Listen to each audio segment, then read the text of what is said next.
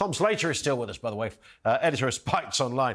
I didn't think Doctor Who would get so much response as it has this morning, but there's a lot of feel that Doctor Who is kind of the central problem of all of the BBC's. It's almost, there's a kind of a chart. Is it Gary Lineker or Doctor Who?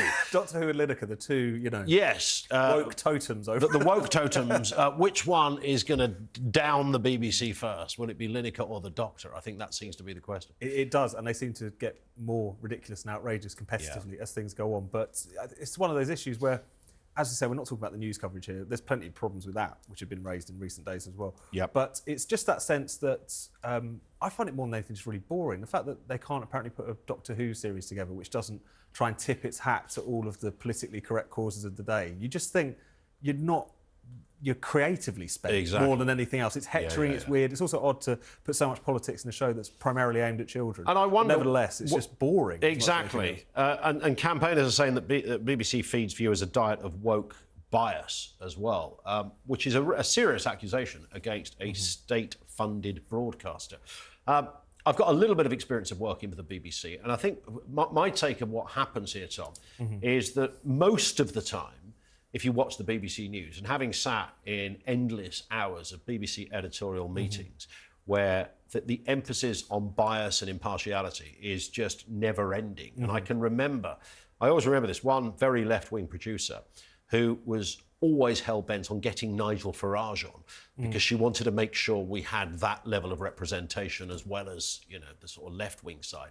So when it does it well, it can do it. The problem with the BBC is that when it gets it wrong on a global stage, and it gets it wrong spectacularly. I think the Israel war is a great example of that. Sometimes it's just a tonal issue, but it can be almost fatal to the image of the BBC. You start to get stuff like that wrong, and then everything comes tumbling down. I think that's fair to say.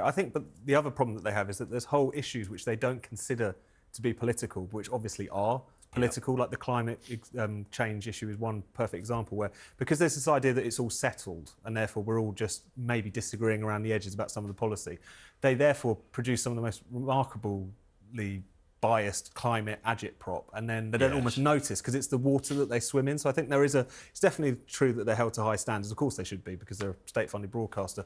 But they've decided that there are whole kind of vast areas of debate where there's only really one answer. Climate's one, gender's arguably another. They're actually upbraided in that report for hosting a debate on Radio 4 earlier this year in which they had two trans activists having a go at J.K. Rowling. That's easily the sort of thing that slips through when you think there's only one position on an issue, and I think they've got into that place with those discussions. That's absolutely true. And I just don't think they know who their audience is.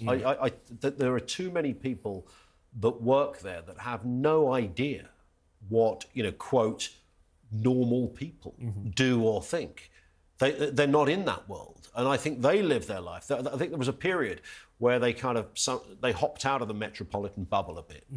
And now I think they're firmly back in there, that they can't read the room. I was looking at that Sports Personality of the Year thing, which looked like a kind of a nod to the Oscars, for goodness sake. It used to be a little thing with a tiny sofa and a lectern where somebody like David Coleman or whoever would suddenly go, and the winner is David Wilkie or Sharon Davis or something. And that was it. And now this glitzy affair, ticking every single box you can tick. It was like a Barnum and Bailey show of kind of a glitz, and we've got everything. Look, here comes a person in a wheelchair. Here comes a person, we've got every colour represented on this stage. And all of that at one level is great, but the idea that you force all of this through because you feel that if you don't, somehow you're not representing people. People in minority groups don't want token representation. No, not in the slightest. And that's what I think they get from the BBC. No, I think that's completely right. And also, I think it's the class skew as well. That's one thing that the BBC are obsessed with diversity. The one area where they have a genuine diversity problem is where class is concerned. Correct, yeah. And I think you see that reflected in things like BBC Sports Personality of the Year. A lot of people saying, why wasn't Ronnie O'Sullivan in there because of his remarkable achievements this year?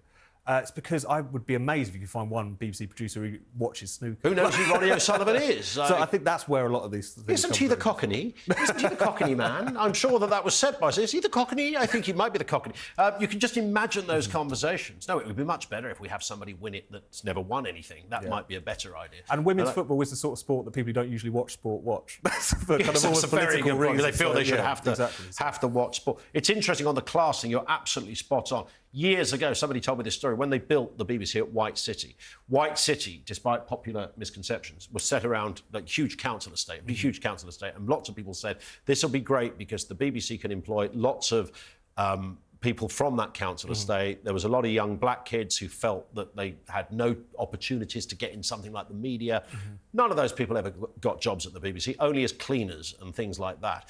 And then years later, when Greg Dyke talked about the BBC being hideously white, they decided we must get some non-white people into the BBC. But all they did was bring in sort of black or brown middle-class equivalents of the white people, which was no diversity at all.